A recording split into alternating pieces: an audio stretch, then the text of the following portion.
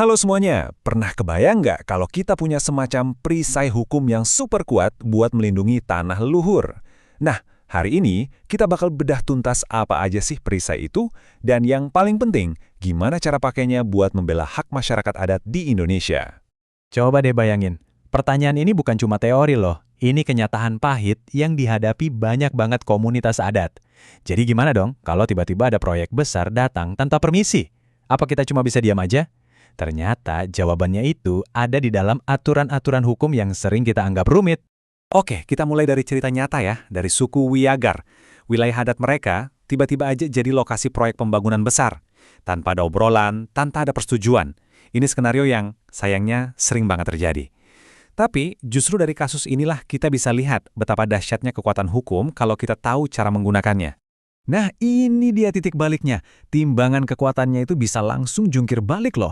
Saat sebuah komunitas sadar dan paham dasar hukum yang melindungi mereka, mereka itu nggak lagi jadi penonton pasif. Mereka berubah jadi pemain utama yang suaranya wajib didengarkan.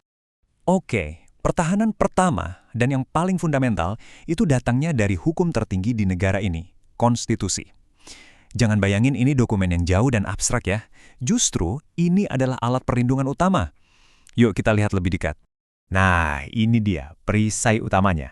Pasal 18B ayat 2 dari UUD 1945. Anggap aja ini fondasi dari sebuah benteng super kokoh. Semua perlindungan hukum lainnya buat masyarakat adat ya dibangun di atas pasal yang satu ini. Coba deh, perhatiin dua kata kunci ini. Mengakui dan menghormati. Ini bukan sekedar basa-basi atau saran loh. Ini adalah perintah langsung dari konstitusi. Sebuah mandat yang mengikat negara untuk melindungi hak-hak yang udah ada jauh sebelum negara ini sendiri berdiri. Tapi perlindungannya nggak berhenti di konstitusi aja.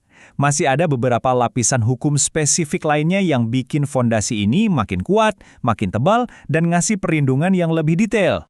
Dan ini dia nih, benteng pertahanannya, lengkap dengan 4 pilar yang kokoh. Pertama, fondasinya.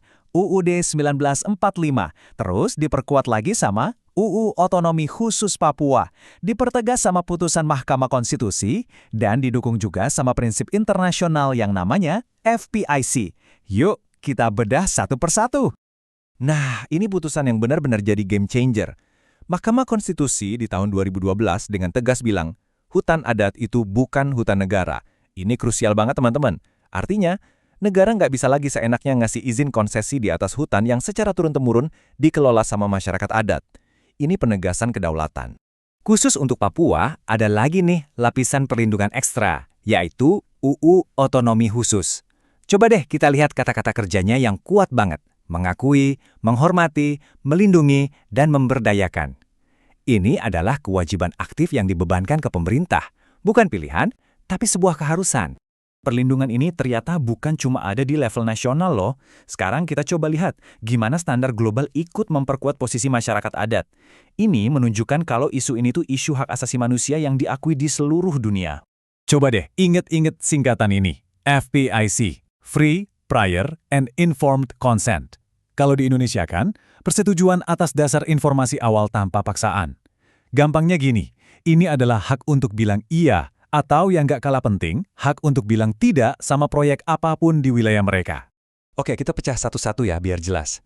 Free itu artinya bebas, gak ada tekanan, gak ada intimidasi. Prior artinya persetujuan itu harus diminta di awal banget, bukan pas alat-alat berat udah datang. Dan informed artinya komunitas harus tahu persis sejelas-jelasnya apa dampak baik dan buruk dari proyek itu sebelum mereka ambil keputusan. Oke, senjata-senjata hukumnya udah kita kumpulin semua nih.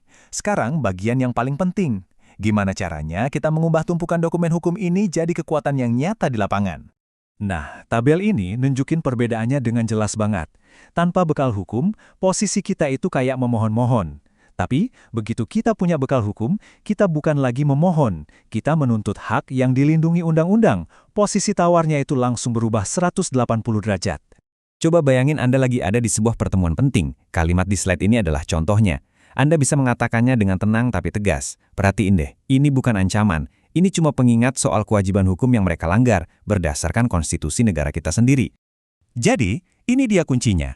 Dengan mengutip pasal-pasal ini, Anda mengubah alur percakapan. Anda nggak lagi berharap pada kebaikan hati mereka. Anda memaksa mereka untuk berhadapan langsung dengan kewajiban hukum yang mengikat. Diskusinya jadi lebih setara. Nah, sebagai penutup, ada satu pertanyaan penting nih yang perlu kita renungkan sama-sama. Kita udah lihat kan betapa lengkapnya perisai hukum ini di atas kertas. Pertanyaannya, kenapa di lapangan hak-hak ini masih harus terus diperjuangkan? Ini jadi pengingat buat kita semua, bahwa hukum sebagus apapun gak akan ada artinya tanpa keberanian untuk menggunakannya.